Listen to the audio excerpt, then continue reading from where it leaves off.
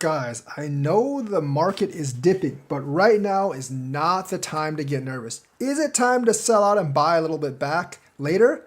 Maybe we're going to look at some charts and see what possibly could be the bottom. But the altcoin run is not over. One, because the altcoin ratio isn't going down, but we also have a lot of good news for altcoins. Not only Ethereum, but a lot of other altcoins are getting treasuries. That means more money is going to be flowing into these altcoins than before. Let's actually take a look at what I'm talking about. First of all, Ethereum ETFs have hit 13.7 billions in inflows, and its corporate treasuries are growing. That means corporations are actually becoming more and more interested in Ethereum. And we know that Ethereum is kind of a signal for the rest of the altcoins because A, it's the biggest altcoin, and two, because of its large ERC20 ecosystem, which could have a big effect on the market. So the relative price of Ethereum to Bitcoin is going up, and that pulls the relative price of everything else to Bitcoin up as well. So inflows to Ether funds climbed 44% this month, rising from 9.5 billion on August 1st to 13.7 billion on August 28th. Now remember, August has not been that great for crypto overall because, like we did reach an all-time high in the summer, several all-time highs in the summer actually, but now we've been kind of going down for a couple of weeks. So they're saying after an extended period of underperformance relative to Bitcoin and souring investor sentiment, Ethereum has recently experienced a significant revival in the recognition of both its adoption rate and value proposition. I do think that has to do with the kind of rulings to staking and where staking is not a security. So that applies for all those other coins as well. Behind investors' appetite is a growing number of companies adopting Ethereum-based corporate treasuries, and that's just as big because that's direct buys of Ethereum into their corporate treasuries. While Bitcoin is the cryptocurrency most associated with treasury companies, other treasuries among corporations are gaining steam. According to Strategic ETH Reserve, companies now hold 4.4 million ETH, or 3.7% of the supply, worth 19.18 billion. That might not sound like much, but that gathering hold over a couple of months is actually quite a lot. The Genius Act provides traditional investors with the comfort to build infrastructure and use cases with this new technology.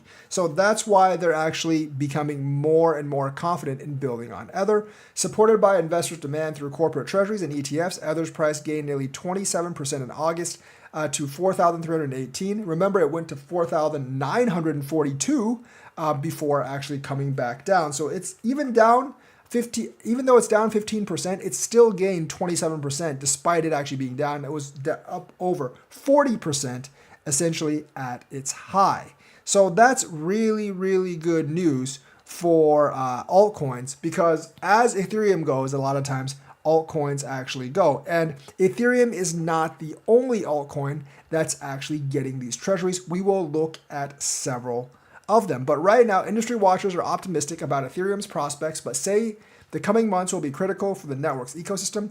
Ethereum's roadmap is entering critical inflection point. The coming upgrades are set to significantly improve smart contract efficiency and validator usability, advancing Ethereum's competitiveness as an institutional settlement layer, while restaking via EigenLayer and the growth of L2 rollup activity are generating real protocol revenues and attracting developer attention back to the ecosystem. So that's where we are right now. But Ethereum, like I said, is not the only one gaining treasuries. If you look at Dogecoin, it's also getting a treasury, but it's with Elon Musk's lawyer. So Elon Musk's lawyer, Alex Shapiro, is set to chair a planned $200 million Dogecoin treasury. So it's not very big, $200 million, not even a billion, but still not bad for a Dogecoin treasury, backed by the House of Doge as meme coin treasuries vehicles begin to emerge. Now, don't think that your favorite shit meme coin with like a $200,000 like market cap is going to get a treasury. Doge is the biggest meme coin by far, and people see some value proposition with Doge. I don't really see what it is, but they want to create a Doge treasury, which will definitely help Doge. So Elon Musk's attorney, Spiro, is set to chair a new public company that aims to raise $200 million to invest in Dogecoin. According to a Fortune report citing 6 people familiar with the deal, maybe Mark Cuban will actually inflate the value of this treasury because he likes Doge as well. The initiative is being pitched to investors as a Doge treasury vehicle with the endorsement of the House of Doge, the corporate entity launched in early 2025 by the Dogecoin Foundation. So there is actually like a corporate Doge entity called the House of Doge. I didn't know that, but it's kind of interesting. The company is going to seek to raise $200 million as a public vehicle to hold Dogecoin on its balance sheet, giving investors stock market exposure to the token without direct ownership. So this is like MicroStrategy. They're forming a corporation specifically to hold Dogecoin, and obviously the corporation's worth is going to basically go up and down with Dogecoin. I feel like they should raise this money during the bear market because then you kind of buy near the bottom instead of the top. But that's just another example of basically another coin gaining a treasury, and this will actually float the other coin up at least and have a bottom. So I think Dogecoin's going to be worth significantly more because of this and other treasuries. This year has seen a surge of publicly traded companies rebranding as crypto treasury companies, raising funds to buy and hold digital assets on their balance sheets. While Dogecoin, a meme coin created in 2013, is far less widely adopted than Bitcoin or Ether, it has drawn a few dedicated backers. In February 2025, Vancouver-based Neptune Digital Assets disclosed the acquisition of 1 million Dogecoin via a strategic derivative purchase at an average price of 37 cents per token. Adding to its growing crypto holdings, it also bought 20 Bitcoin, reinforcing its diversified asset strategy. In July, the Nasdaq-listed company BitOrigin announced it secured up to $500 million in debt and equity financing to build its Doge treasury. So there's at least like 3 companies with at least like $200 million treasuries for Doge. But that's not all. Hyperliquid is gaining institutional access with new 21 shares ETP. So both treasuries, ETFs, ETPs, very, very good news for cryptos. So institutional investors now have their first exposure to Hyperliquid's native token through a Europe-listed crypto ETP.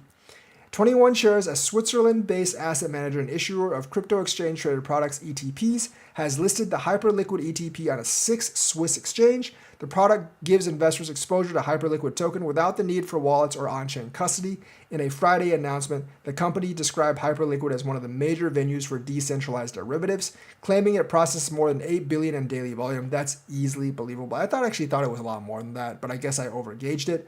The listings, which marks the first institutional-grade product offer exposure to Hyperliquid protocol, comes just days after Hyperliquid token hit a record high of $50. So obviously, Hyperliquid is actually getting one too. So, that's not really the only ones. Obviously, we all know about Pantera Capital. They raised 1.25 billion. I think they're the second or third one with a 1 billion plus Solana treasury play. And that could definitely be a catalyst for institutional adoption. Now, that's not the reason Solana pumped recently. I think Solana pumped because of Pyth and the connection with the government and Pyth. So Pantera Capital and institutional partners invested 1.25 billion in Solana's treasury, creating a hybrid asset class bridging traditional finance and blockchain innovation. The initiative locks 0.69% of Solana's supply via staking. So it's not even 1% of Solana's staking, but it is still, a good amount of Solana, and they're not the only ones. We have another company wanting $1 billion Solana treasury. And of course, they're doing this because of annualized yield as well. And I do think the coins, like I said, that generate annualized yield will actually be more popular to hold for treasuries than the coins that don't generate annualized yield. So in the evolving landscape of digital assets, institutional investors are increasingly seeking opportunities that blend yield generation, regulatory clarity, and deflationary mechanics. Pantera Capital's recent $1.25 billion investment in Solana's treasury structure, dubbed Solanaco, epitomizes this shift. By transforming a Solana-listed shell company into a yield-generating vehicle, Pantera and its institutional partners, including Galaxy Digital, Multicoin Capital, and Jump Crypto, are redefining how blockchain assets are managed, governed, and integrated into traditional finance. This move is not merely a capital allocation, but a strategic repositioning of Solana as a hybrid asset class that bridges the gap between institutional rigor and blockchain innovation. So obviously, that's just a few examples. But in the recent months, especially last month and this month, there's been a huge surge in institutional interest in treasuries wanting altcoins, and that's definitely going to help altcoins. But we got to look at some of the Bitcoin charts on TradingView. I am a little bit concerned because if you actually look at the Bitcoin chart on TradingView, the MACD On the daily has obviously gone negative. It's been negative for a while, but that's not actually what I'm actually concerned about. Let's actually switch to Binance here. More concerned about the weekly MACD. You can see the weekly MACDs turn negative, it's becoming a little bit more negative. And the last time we went negative here was actually in February, and it lasted all the way until April. And we know for a fact that when we did that February through April, the price of Bitcoin went from 108 to about 75. So there is some clue for that right now. We could be for a much bigger dip. I definitely think like after a month or so, we'll probably come back up. Let's switch back to the daily. There's another signal that might not look so good right now. You look at the 50 MA, it's starting to curl downwards. And that hasn't happened since February, like the end of February when the tariffs were announced either. So if you look at the price right now, when the 50 MA started curving downward in February, it had already dipped from 108 to 98. Likewise, we've dipped from 124 to about 108. And then after it curved down, we continued to dip for the next like month and a half, and we reached all the way to about 74, 75,000. Now, if this actually parallels this, the overall trend line is still positive because if this parallels this, we will dip down to about $85,000, $86,000. But that is still greater than the low of $74,000 right now. So the overall trend on the bull run would still be negative. And then the next target would actually be $135,000 or so on crypto. And that should happen probably sometime in October. And then hopefully more runs in the ETFs and also cutting rates will push us over 150. So there is basically technical analysis evidence that it could possibly dip to about 85. I still think there's a pretty good chance that we hold at 105, but you can't ignore the pattern that like, yes, the MACD on the weekly has actually dipped negative. And the last time that happened was in February when we actually dipped to 74. And once again, the 50 MA has also dipped or started curling down. And the last time that happened, we also dipped to about 74. So I think 85, 86 is the region that we need to watch. Also 105, because there is a big region of liquidity there. But if we dip below 105, 85, 86 definitely might be in play. And you know, if Bitcoin dips to 85, 86, I do think crypto like altcoins can dip 30% more or so before they come back up. And like if they dip 30% more or so, that is an excellent time to buy some of these alts because I do believe they will go up this winter. Yes, the regulations do look favorable to cryptos and alts in general under Donald Trump. Yes, the economy does not look so great in general. In fact, the stock market actually went down today, and there is a reason for that.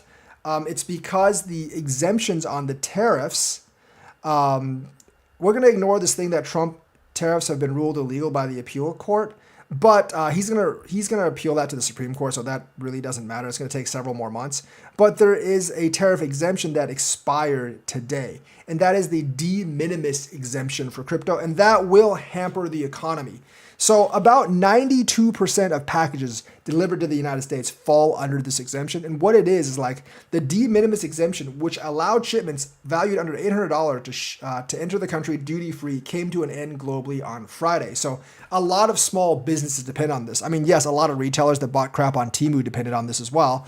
But more importantly, small businesses that dependent on this to function, their costs are going to suddenly go up, and that will probably trickle down to the consumer market. So consumers are going to actually basically be paying more. So inflation will actually be going up. That might slow down economic activity, although Q2 economic activity did definitely rebound to like a year-on-year growth of 3.3%, which is pretty good. It was negative in Q1, positive in Q2, but this de minimis exception is going to hit very, very hard because companies big and small have used exemption to save money on digital fulfillment, and the change could lead to higher prices. So essentially, this is another big spur that could lead to a lot of inflation because remember, like for small businesses, they can actually buy piecemeal under $800 and those get in duty free.